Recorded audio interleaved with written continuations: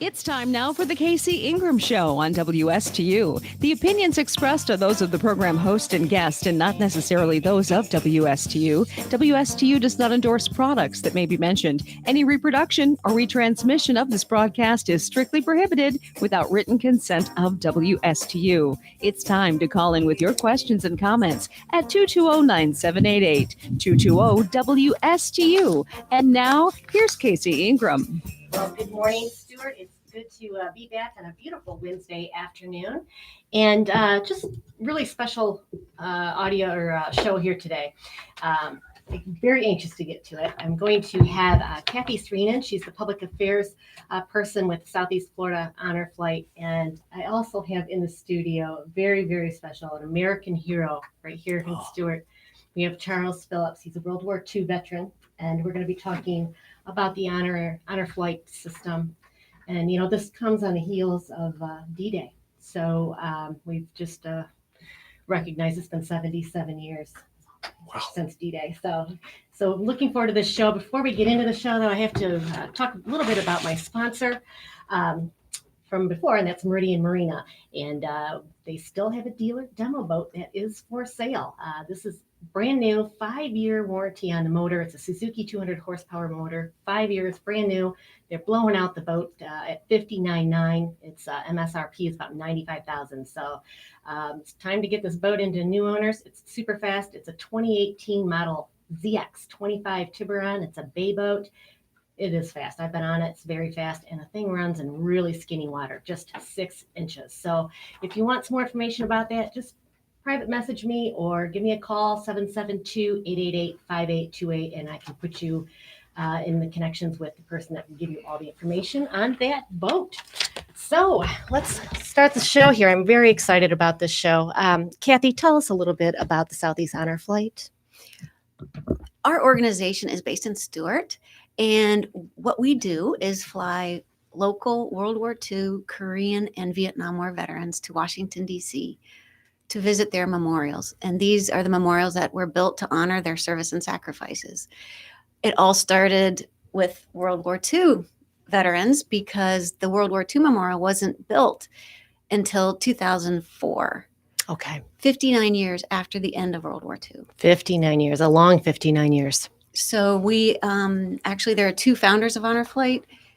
They knew, how are these guys going to get to see their memorial in Washington? You know, there were health issues, there were monetary issues of traveling. Right. Our founders figured out a way to get veterans to see their memorials, and they realized how much it meant to them. And so it basically blossomed into this amazing program that is nationwide. We have over 130 hubs in 46 states. Wow. And there are 10 Honor Flight hubs in the state of Florida. And each hub has their own territory, like ours goes from Indian River County all the way down to Palm Beach County and includes Okeechobee. Okay. So we serve all the veterans. You are the in Southeast this area. Florida. Mhm. Okay. Yes. Okay. Yes. So Mr. Phillips is very important here to the Honor Flight. He was one of your last flights before COVID. I think he was 2 years. 2 years ago. 2 years. But yes, he went with his daughter, was his guardian. And what we do is we usually take about 80 veterans on an honor flight. We charter an American Airlines A321. We have about 80 veterans, and we have 80 guardians, which is an American citizen. It could be a daughter or a relative, but typically it's just an American citizen who wants to give back in some way. And so they sort of are the veteran's buddy the whole day. They help with the tour and go They- to see the different care of us. memorials. They take They care take care of of us. them. They take care of you. and listen to their And they do. stories. They do. And we train them and to the entire trip, what to look out for. So it's an amazing experience for both the veteran and the guardian. So we fill up that airplane and then we do a 1-day trip to Washington to see with a whirlwind tour of memorials, Arlington National Cemetery. And it's an amazing day of honor, not only to see these granite and water memorials that mean so much, but it's throughout the day we honor them with surprises. And probably the best surprise is regular Americans walking up and shaking their hands and giving them hugs and saying thank you. And Mr. Phillips, I'm sure that you had experienced this as well. I've seen these honor flights sometimes when they enter an airport, and the welcome that citizens give. It's Terrific. It's overwhelming. It's Tremendous, wonderful, yes. and you deserve it. And let me tell a little bit about Mr. Phillips here, and then we're going to talk a lot more with Mr. Phillips. Charles Phillips, he is a young 95-year-old World War II veteran, and he lives right here in the area. He's in Hobe Sound. He served as a ball turret gunner on a B-17 and completed 35 missions over France and Germany during World War II. He took his honor flight in April of 2019, as you had said. He served with the U.S. Army Air Corps, and on Christmas Eve, 1944, I'm going to tell this little story. The conditions for flying were terrible: dense fog, rain, and snow with no visibility outside the aircraft. The enemy aggressively took advantage of these conditions. His orders were maximum effort. Every plane will fly. His plane was in formation on the ground, ready for takeoff. The aircraft that took off in front of them crashed. They couldn't see it, but they felt the vibrations. The light was still green for them, so they took off into the fearful night. And as Mr. Phillips says, we had a job to do. First of all, it's truly a privilege and an honor to have you here, Mr. Phillips. And I want to thank you and all our veterans for all that you have done when you serve and fight for us and our country. So if you can just take us back a little bit, if you would, what it was like as a young man. You were 18 in this plane, sitting in the bottom of this plane with this gun turret. I'm 96. 96. Kathy. Something happened, but that's what happens. Happy birthday. No, it happened. 96. And that was Christmas Eve, one of the missions. It was my final mission. It was really one outstanding in the sense that it wasn't the enemy so much, but the fog in Britain. We still had to take off. And this one plane, we didn't see it, we just felt it. Right. Hit trees or something on the way. But we had to keep going. We didn't know what was happening. Didn't have the communication you have today, immediate. And so we just did the job. We learned later what had happened in it.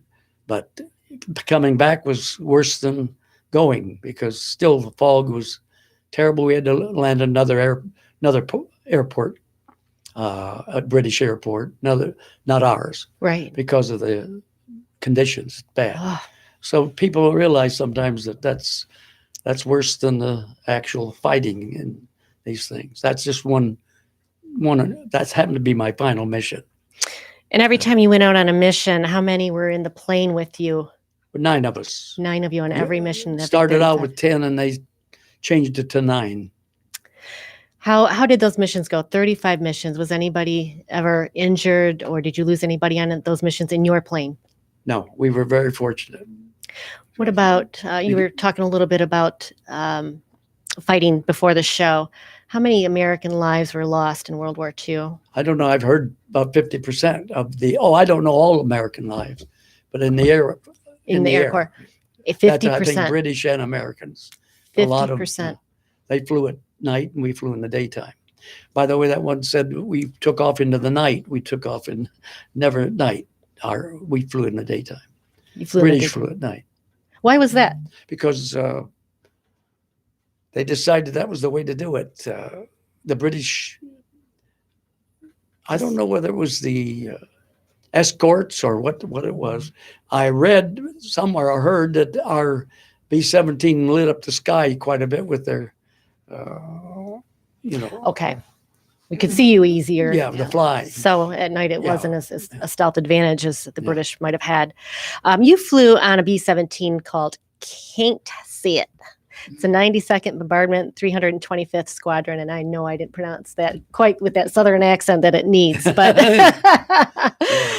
tell us a little bit about Can't See It and how that name came about. We had a fellow in our church, George, and he was from Alabama, and every time somebody'd call out a plane saying where it was, he said, we'd hear him go back, I can't see it. And I can't say it the way he said it. I can't see it. And I don't know, it took over, I guess. And that's what they called our plane. But I never really cared much for the name, but that's the way it was. I didn't have anything to say about it. This But we had a good crew. Oh, No, I was going to say, I apologize for that. Anybody that watches the show, I always manage to forget to turn off something on the Starn phones without.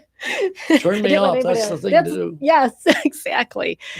But can't see it with that southern accent. it, So, but you flew on other planes as well. But that was Oh, the yes, main plane. because, when we were flying, we flew different airplanes. That's why we finished our missions so rapidly. So, Mr. Phillips, tell us a little bit about when you took that honor flight. What did that mean to you? Meant everything. I hadn't thought about much after World War II. And then we were contacted somehow. I heard about it. And my daughter followed up on it. She does all that. She's my worker. She does all my business. Anyway, Wonderful. and they got in touch, and I ended up going on the honor flight. Had a wonderful time. Didn't really know what to expect, meeting all these men and going through all the fellowship we had one with another, all different groups, ground forces, different areas of the world where we fought and acted. As a result, we just had a great time. And then in Washington, the greeting we got, it was tremendous. I mean, really, you can't describe it. Right from when you walk into the airport. Yeah, in spite of the stuff we hear, a tremendous ovation and everything else.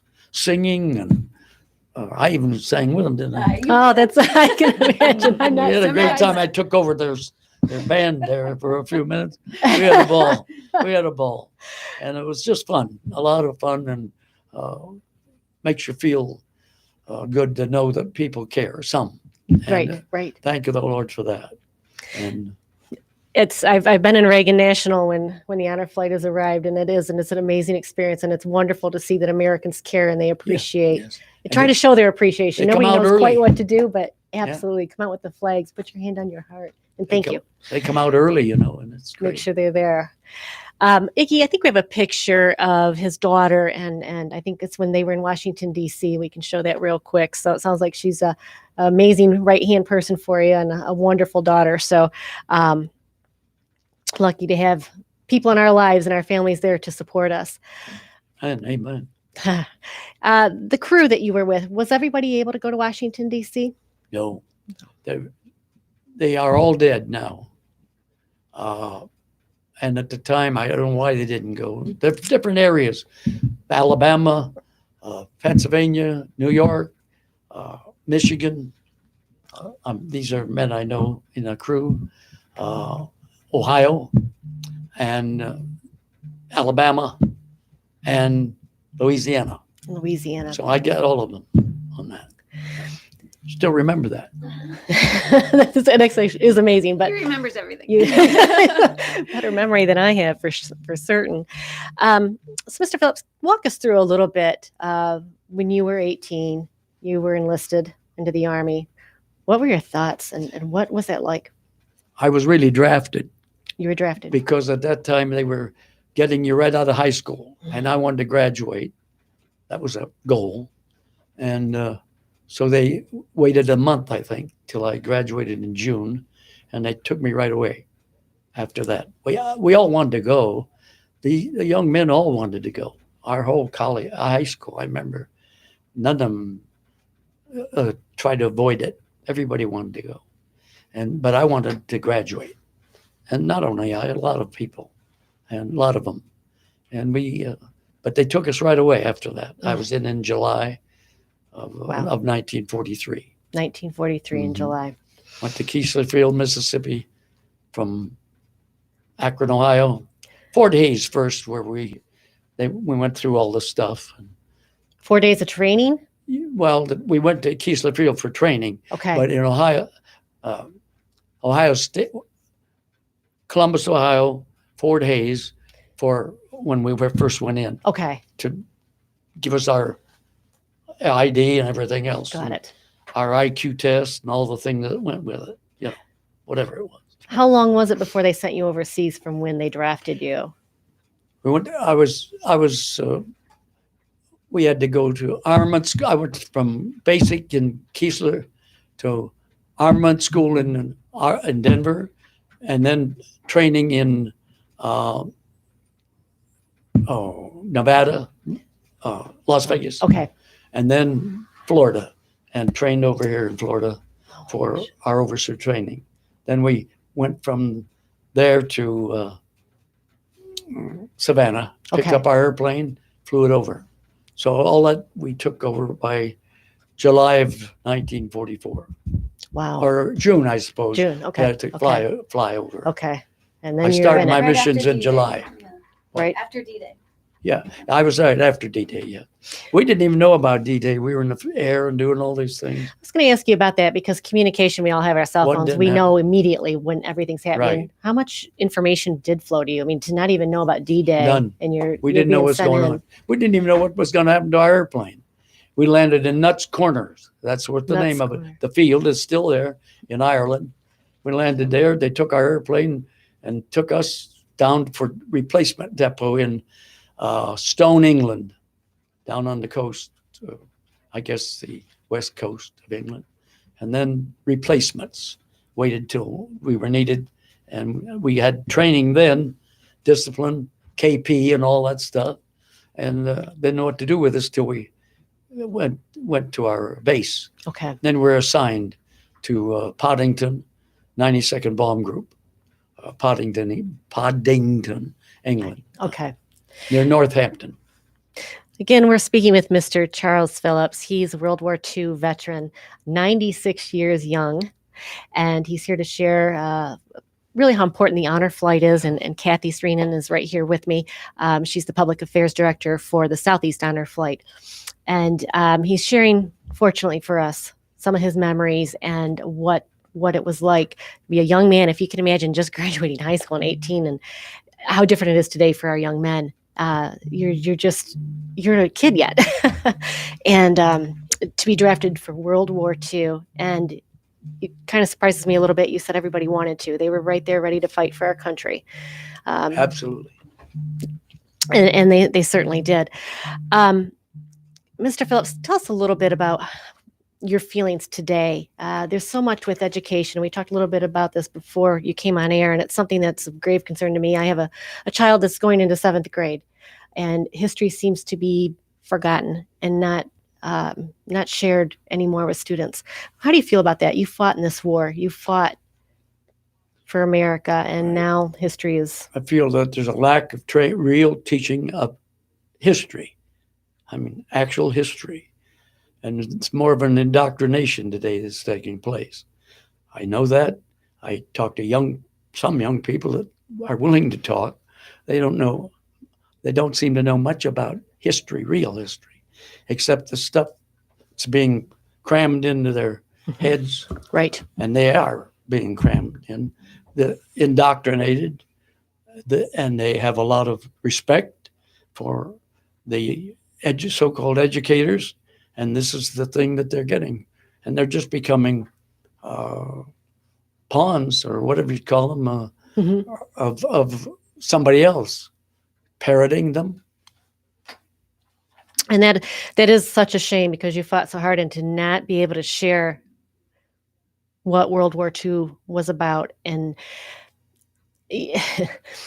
and to share your experiences as a young man that was right in it. I mean, these things cannot be forgotten. When history is forgotten, it repeats. And I feel so strongly, if we don't share these stories, if we don't share history for what it happened, it will repeat itself. And what would you say to young people today? Just if you can give me a couple points that you think it's so important that they know. Of course, I'm a pastor of a church, and so I have mixed feelings. I don't want to get into politics and all that, but I tell kids they have goals. The goals ought to be something that they find out, first of all, in their home. And when the homes are all split up, I don't know how that's going to happen.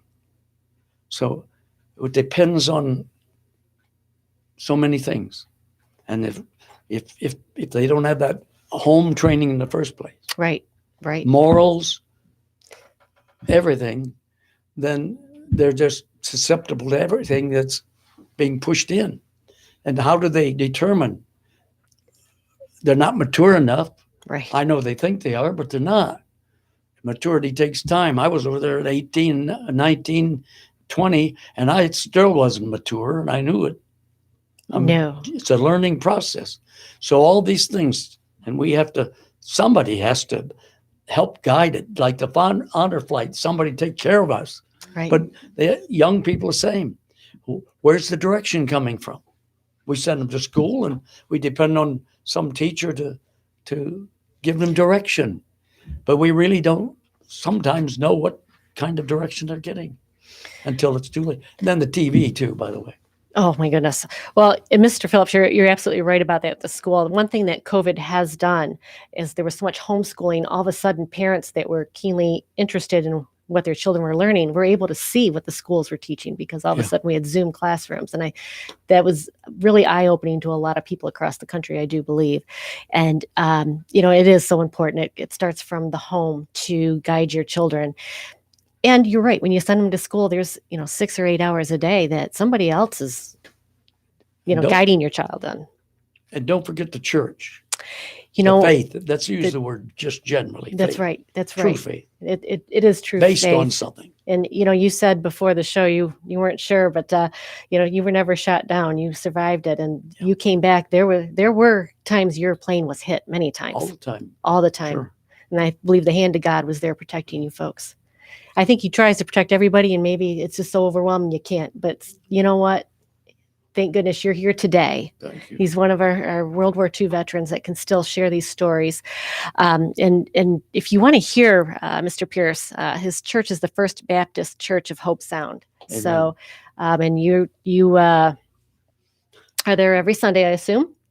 Absolutely. And tell us a little bit about what time church starts, because if people want to 10:30. come, let's have them go 10:30 down on there. Sunday morning. 10:30 We Sunday also morning. stream it.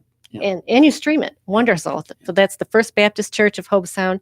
I know that you have a lot to offer. And Mr. Pierce, I hope you can come back to the station and we can talk a little bit more about your experiences. It's important that these are not forgotten. And you lived it. You were there. And you bring so much respect and to the Thank table. you. And again, it truly is a privilege that you are here.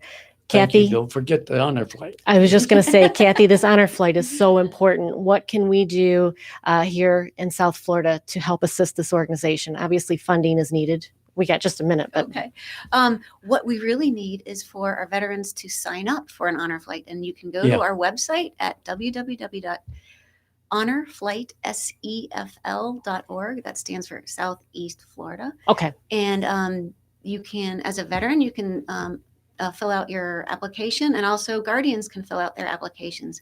Now we've had to take a hiatus from flying because of the virus for the past year and a half. We are in right now trying to figure out with different protocols if we will be able to fly in Okay. the fall. We're hoping so. Fingers are crossed Yes. that you certainly will be able to fly it. It's so Yes. important. And guardians do not have to be related. It can just be anybody. Anybody can sign up, and So- it's an amazing experience. It is $400 because the guardians pay their way, and then we raise money so that the veterans obviously fly absolutely free Right. of charge. Right. Bonnie, if you can give us just one extra minute, we'll take it off on the next show if you wouldn't mind. So thank you. And with that honor flight, it's so important. It's so key. The funding that they can send is over the website. You can Oh, yes, donate. you can donate right online. Because as you said, we want to make sure the veterans are not paying anything. And certainly, do you have any other fundraisers coming up? Anything that people can get involved with? You know what? We don't right now. Right now, we're really focused on what's going to happen this fall, if we're going to be able to do it with some COVID protocols. And things are changing so quickly right now. So we're really hoping that we can deliver an honor flight experience that is worthy of Yeah. our veterans. Right. Yes, because we owe them everything. We We we really do. do. And honor flight is one way that we can say thank you in so many ways. And it really goes very far for the veterans. A lot of them never got a parade. They never got a welcome home. Most of them never got a thank you, especially our Vietnam War veterans. We're very thrilled that we are now taking Vietnam War veterans also to Washington. I did read that on your website. It's World War II, the Korean War, And- Vietnam War, and anybody that is very ill from any war. From any war, right? Those any veteran who is terminally ill is also top priority, and we will fly them to Washington as well. Do you have a waiting list right now? We do it over 500 veterans. Wow. We have 20 World War II veterans on our list, about 75 Korean War veterans, and the rest are Vietnam War. So we're very excited to just keep diving into our list and flying and honoring these Yes. great men and women. With COVID, there's a lot to catch up on and Yeah. a lot of folks that are Yeah. waiting. So Kathy Streenan, again, with the Southeast Florida Honor Flight, thank you so much. And thank you for introducing us to Charles Phillips. Charles Phillips, amazing World War II, 96-year-old veteran. Thank you so much for coming in today. And again, Thank you and welcome. I'm so truly my privilege. It is just my honored. privilege. Thank you so much. And I hope to have you back and like to hear a little bit more about World War II. Let's not let our youth forget. So thank you so much. Thank you so much for having us. Southeast Florida Honor Flight, folks. Google it. And also don't forget to go to church. It's Sunday. It's Amen. that's right, First Baptist Church Yes. of Hope Sound, Sunday mornings at 10:30, or they're streamed online. Thank you so much. Thank you.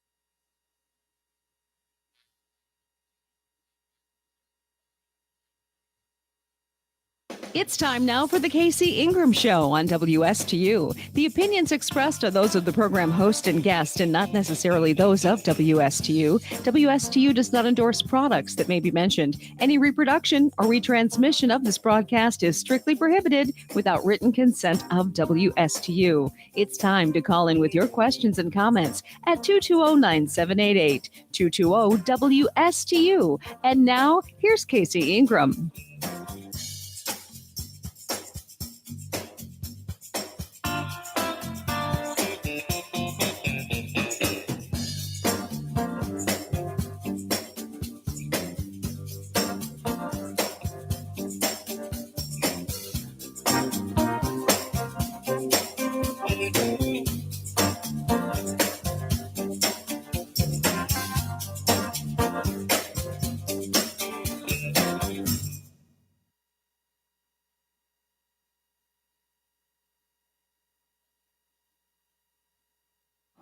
All right, folks, we are back here online and or on air. And I was just on the phone, as you could see. Melissa Martz is going to be my next guest.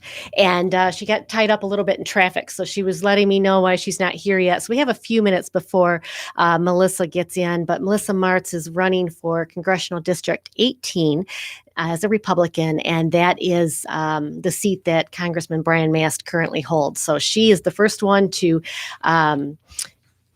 put out a challenge for the seat, and this is going to be for the 2022 election. So already it's kind of funny. It is awesome. It's like, we just got through one election season and it's like here it starts again, but that's how quickly these seats, especially for Congress, happen. Every 2 years is an election for a congressional seat. So, we have to keep on top of it. And I appreciate Melissa and all the candidates that come in here and give us a chance to learn a little bit more about them. And that's what we're going to do with Melissa today. Well, I have a few minutes here. I've got a couple things to say. First of all, I want to remind everybody, Meridian Marina was sold, but they still have a dealer boat.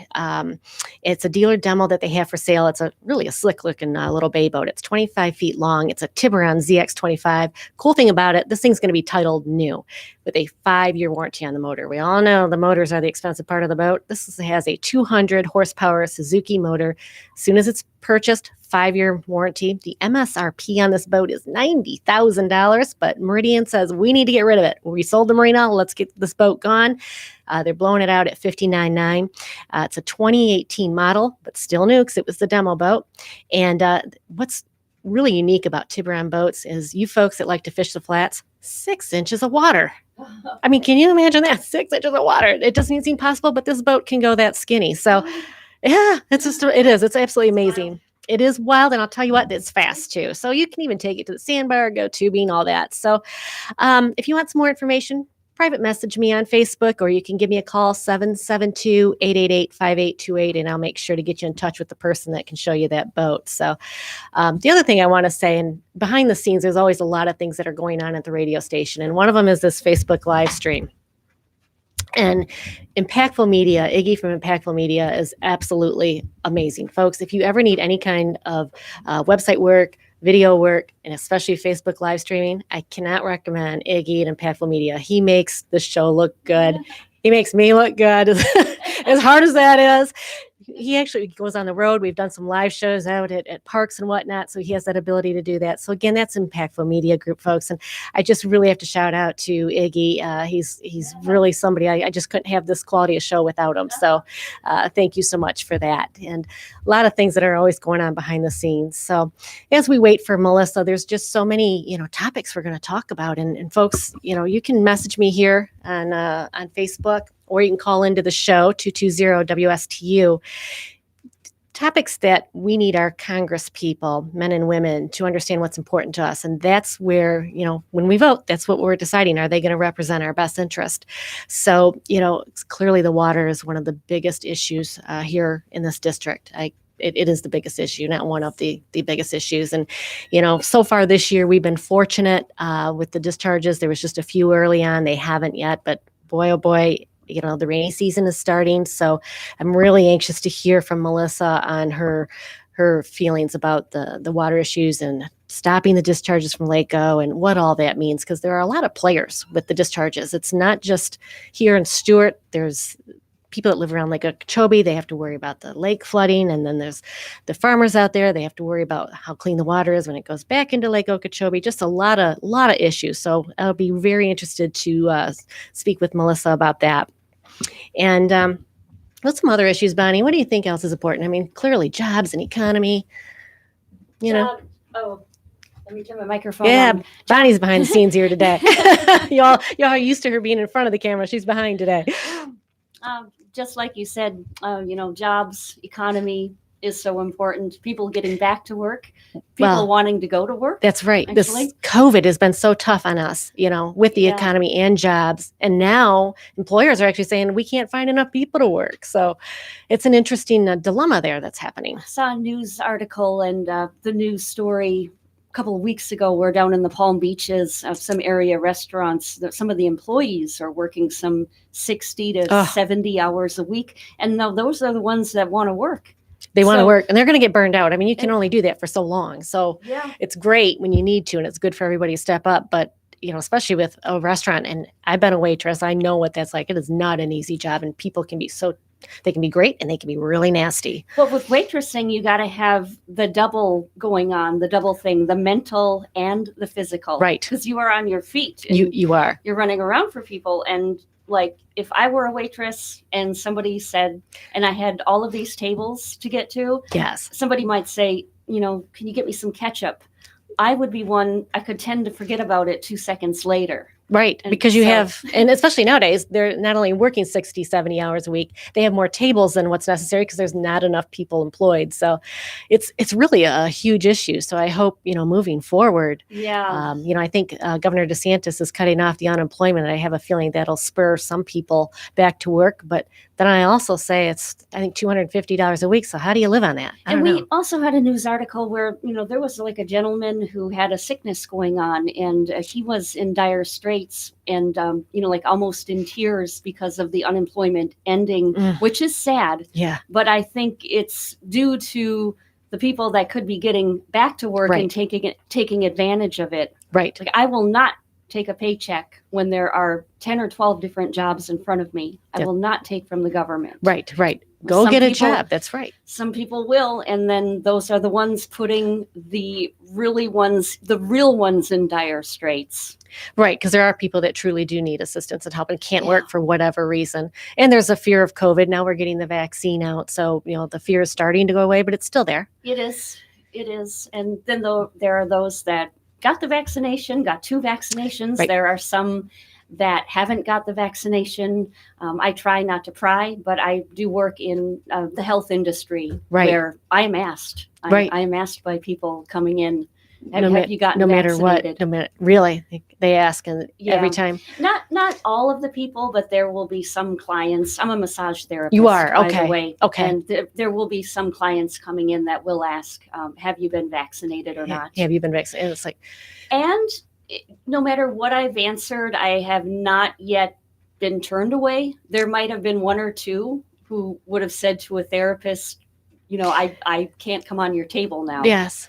You know what, It's going to vary. Bonnie, the way I look at it, if you want to be vaccinated, get vaccinated. And if you don't want to, or whoever doesn't want to, that's okay. If you got vaccinated, you're vaccinated. That's what you Yeah. get the vaccination for. And that person, if they do or don't, I get it. It's a personal choice.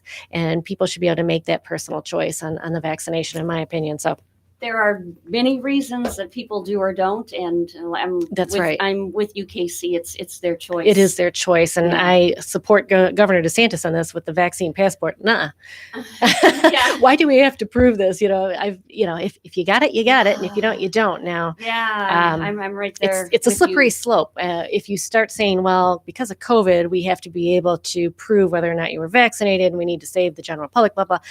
What's the next emergency? Yeah, and you that and you you have a start choice having- too to go on that cruise or not. If You do have that choice. Yeah, You absolutely have 100% that choice, whether or not you want to go to that cruise, go to the grocery store, do any of those things. and So I would like to feel in this free nation that we could go on that cruise and not have to prove our papers. Right. Because that's getting into a scary, slippery slope. it is getting into a very scary, slippery slope. And, as we had Mr. Phillips in here, World War II veteran, 96 years old, that was Hitler. Germany, World War II, folks. And these are the kinds of things where, that's what America tries to make sure that we are home of the free and land of the brave. That's right. So, Thank you for bringing him in today. Oh, I would love to have him back. And our guest, Melissa Mars, we're going to let her set up here for a second. So, Melissa, so good to see you. Tony Stevens, I see you're tuning in. Tony is one bad,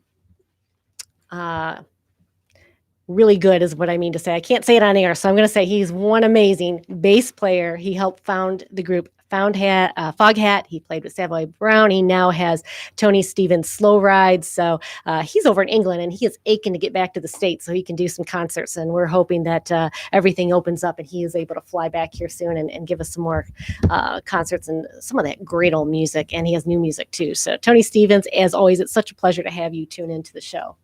So Melissa, sorry that there was a confusion here, the traffic backs up and delaying you from getting in here, but we'll have another show another time if we run out of time today. Sure. Offer that right off the top. Thank you. Melissa Martz, you are a Republican running for Congressional District 18. Yes. That is the seat currently held by Congressman Mast. And so I appreciate you coming in here today because we course. want to know who Melissa is, why you're running, and what you hope to accomplish if you're elected for Congressional District 18. So let's start out with the easy thing.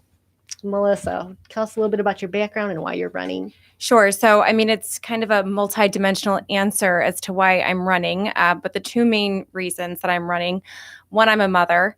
And so I say it like I have a vested interest in the future of our nation. Nobody protects or loves like a mother. And I saw what was happening in our country, and I can't just, roll over and leave it on the shoulders of the next generation. It's not the future of the America that I want to leave to my child, and certainly none of the other children in this nation. So that's really the heart of why I'm running.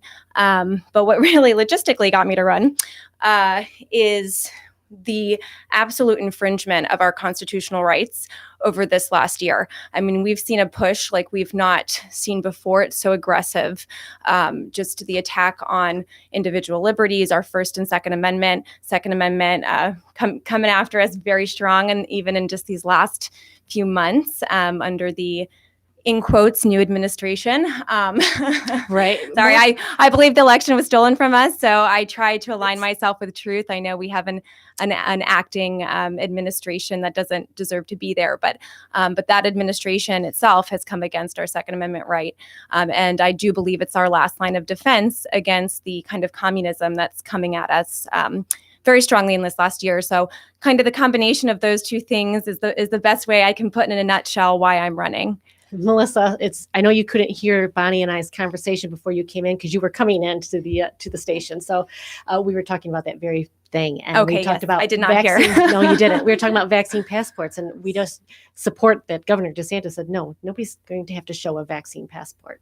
That's something that does infringe on your personal liberties, medical autonomy, choice. So what's sad about that is that our Constitution should have been enough to keep something like that at bay. But this has been, a slow burn of the taking away of our rights. So we have multiple statutes, including the statutes around vaccination during an emergency on the books that are unconstitutional. So, a lot of this has been let in. We didn't realize that now it's in our face in a way we can't deny it. Our governor is doing in part what he can do. Arguably he could do more, but he's doing in part what he can do to keep at bay unconstitutional things like vaccine passports. But our Constitution is enough to keep that at bay, and yet it doesn't seem to be enough. I think we're experiencing tyranny in a ubiquitous, it's ubiquitous in our government. All of the branches are corrupted on federal and state level.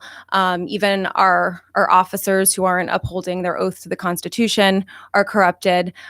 So it's really the onus now of the people to be the fourth branch of government and to hold everybody else accountable. I mean, the governor can sign his orders all day long, but when people are ignoring them and prosecutors aren't prosecuting and judges aren't doing their job and officers aren't doing their job, that really leaves us, the people, to stand up.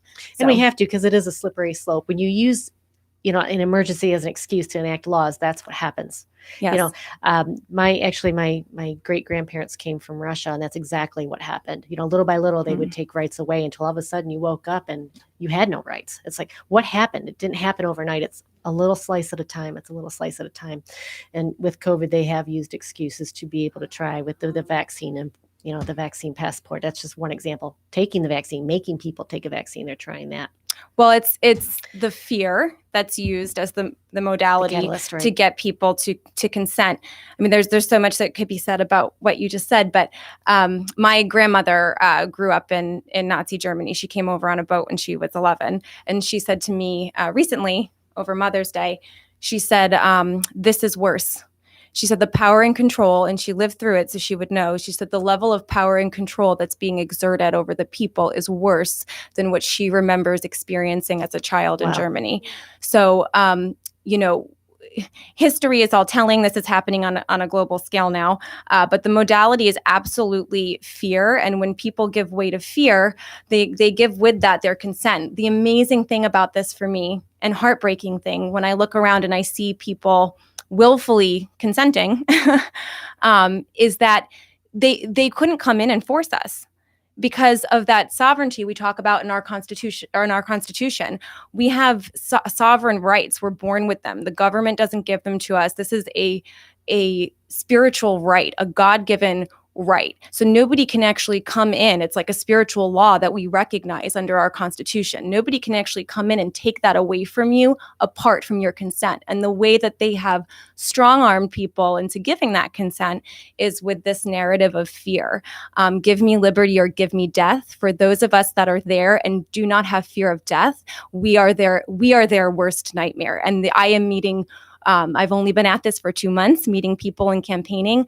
It is so encouraging to see how many of us have that Constitution inside of ourselves, that we have not given way to fear. And I believe that is our way out of this. We are going to see the manifestation of what we intended this country to be. We're going to come back to that because there are enough of us that understand that fear is not to control the people. Listen, it's good to hear you say this. One thing that frightened me at the beginning of COVID in particular is I saw Americans turning on Americans. I actually had somebody write me, their HOA put out a memo to the members that said, if you see somebody without a mask walking outside, after this hour, report them to, and gave the number to report them to. And I thought, when does America turn on Americans? And that's what had happened with the fear of COVID. They used that as, as you remember, you couldn't go out anymore. We couldn't go to the parks. We couldn't go to the ocean. I mean, there was so many shutdowns, and to have our government turning people on itself was a real eye-opening moment to me and a frightening one. And I thought, what's happening to our America? Well, fear is, I think, the main tool, and the other is division. So I actually had someone recently hand me an American flag to put on my car, and they said that way people will know you're an American. And I kind of laughed because I was like, it has become, divisive to be patriotic and to love your country and to be an American. So yes, absolutely. It's another tool in the toolbox of the agenda, of the power and control agenda, which is to divide the people, keep them in fear. They don't have to attack us if we're attacking each other. I call them lower level emotions, the judgment, the fear, the anger. And I think another way out of this is we just don't subscribe to that. I believe in a righteous anger. I think we should be absolutely outraged. Part of my platform is not just a protection of our constitutional rights, but also an end to child sex trafficking. I had been before all of this and continue to be an advocate for children. There's a lot that we should be angry at, but there's a way to act in that anger. So I don't want to demonize all negative emotion, but absolutely, I mean, those negative emotions are being played on in a major way. And those of us who are paying attention and who are wise, will be able to see outside of that. Well, Melissa, you touched on something, and certainly that was part of the narrative of the last election, and that was sex trafficking. And there was some comments made by the current congressman. I had a show on it, so anybody can go back. Craig Salmon Sawyer was on, and Nyla Peltz, I know him through his organization. I volunteered. He was on the show, and we talked about that and the devastating comments that were about little girls and that came out of the election. So I think it's so important to have people that are elected officials. They're called honorable when they get elected all of a sudden. Then you need to act honorable and be honorable. And it's good to know that we have people that are, wanting to run for office, that want to uphold values, be honorable, and do honorable things. And I think that's important to represent the people. I have a couple questions here off Facebook I want to run by you. First one, question from Carl Miller. Why would any Republican or independent vote for Brian Mast given his horrible record like this? Well, I mean, that is baffling to me as well, but I think there's two answers to that question. One is that people don't know is one answer. I mean, I hopefully have learned our lesson over this last year that we must self-educate. We can't just take the information that's handed to us. It happens to be that, the age we live in, it's very easy to verify, like you mentioned, those pedophilia promoting comments that he made. It's very easy to find and verify and read them for yourself. I mean, there's all kinds of information that can be found, but oftentimes people will just hear a candidate speak or hear what's being talked about them and not get that information firsthand. So that's one reason. And then the other that I am discovering and is extremely disheartening is that there's this idea, particularly in the Republican, I call it the Republican establishment, that if you have an R next to your name, we need to stand by you because we need that seat. We need it to say Republican next to your name to, in quotes, get things accomplished. The problem with that is just because there's an R next to your name doesn't mean that you stand for conservative values. That's why we have to look at people's actions and not what they call themselves. If it walks like a duck, talks like a duck, it's a duck. Right. So, that's one reason that people will continue to vote for him is because they might perceive that he has a better chance of winning against a Democrat when, in fact, he happens to be a rhino. So people have to sort that out for themselves. And it's so important. And over the show, I've talked about this so much. You really have to vet each candidate individually. And I appreciate you coming in today so people can get to know you. And that's what this is about. I have another question, different topic. Brent Wallenberg. All our cities on the East Coast got their start from commercial fishing. I've been looking for a politician who will tell special interests to shove it and start representing the will of the people and bring it all back to how it was. It's totally doable. So this is amen. About our water issues. Yes. First of all, amen. So another thing I say often is I had no aspirations of being a politician. I don't want to be a career politician. I will not die in a seat. I will serve a few terms to get something done and then usher in somebody else. So with that, I cannot be bought. I would not accept money from anyone that I thought would be controlling. And if they were, I would sooner quit my job than concede to, being controlled by special interest money instead of the voice of the people. And that's really what we need. That's what we're trying to change. We're trying to break into this matrix that is controlled by a small group of people and get real representation in for the people. That's why I'm running. It's interesting what you just touched on too, and that's term limits. I know Yes. that Congressman Matz, Here. as a candidate, said he believed in term limits and Correct. three limits. But here he is going beyond his 3 terms. Going for a 4th. Yes. And he's not the only politician that does this. There's so many, because it's popular with the people. We want term limits, but once politicians get elected, it goes away because all of a sudden they have all this power here and they're in Congress and they don't want to give that up. How do we know, you or any other politician, when you say I want term limits, that for sure you're going to stick to that word? Well, of course, I signed the term limits. I think the way that we have to start holding people accountable is by voting them out. I mean, that's it. We have to get active to get good people in and vote those that are not keeping their promises out. I again am running out of like a moral obligation. Before all of this craziness a year ago, my husband and I wanted to have a second child. I will not bring another child into this world willfully.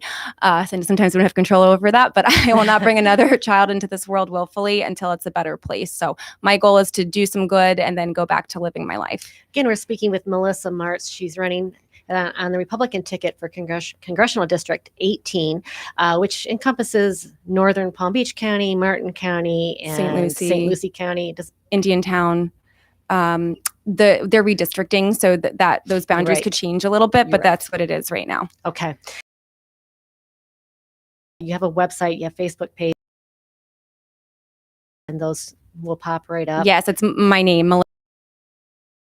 Very simple. We only have 2 minutes, and Melissa, I do hope you come back to the show because there's so much more to talk about.